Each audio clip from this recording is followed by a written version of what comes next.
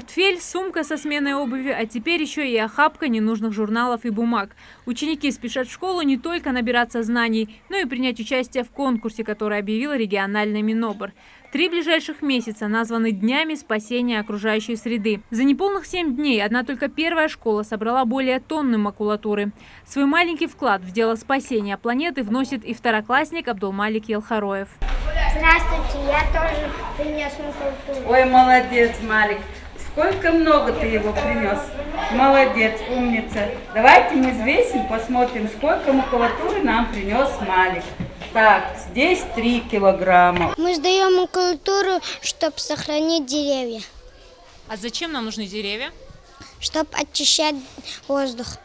Спортивный интерес серьезно мотивирует детей. Учителя объяснили, кто соберет больше макулатуры, станет победителем и получит ценные подарки. Организаторы подготовили для победителей серию интересных книг, поход в кино и сладости. В такой борьбе все средства хороши. К примеру, Хади Банхоева обратилась за помощью к маме, которая работает в отделении почты. А там-то уж точно бумага не в дефиците. Бумагу нужно сдавать для того, чтобы сэкономить дерево. Старую бумагу перерабатывают, и получается новая бумага. Я хочу очень победить в конкурсе, но главное, чтобы сохранился наш лес.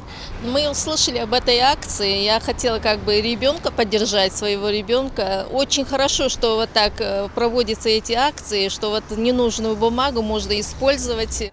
Акция призвана научить детей заботиться о природе и бороться с массовой вырубкой леса.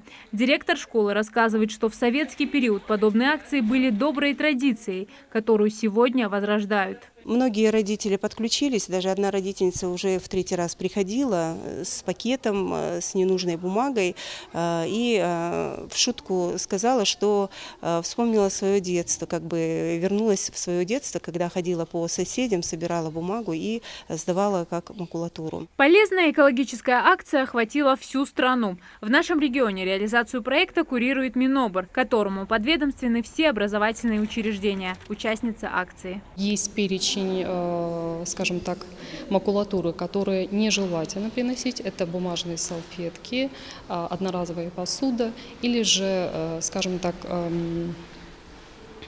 испорченная бумага, скажем так, не перерабатываемая.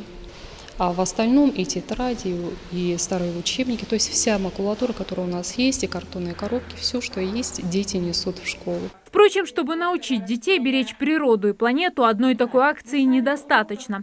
Педагоги все чаще стараются говорить о проблемах экологии на классных часах. Фатима Ганиева не просто учитель с большим стажем, но и неравнодушный человек, который любит все живое на планете. Я отношусь к числу тех людей, которые незабвенно любят природу. Я один из тех людей, который не может жить без природы, потому что в неделю раз, если я не приеду в лес, не постою рядом с березкой, с осинкой какой-нибудь, не прижмусь к ней, я себя чувствую очень усталой. И мне всегда хотелось эту любовь передать детям. Каждые 60 килограмм собранной макулатуры – это спасение от вырубки одного дерева, сбережение 2000 литров воды и обеспечение кислородом 3 человек. Зарима Ивлоева, Хаваш Гойгов, Новости 24.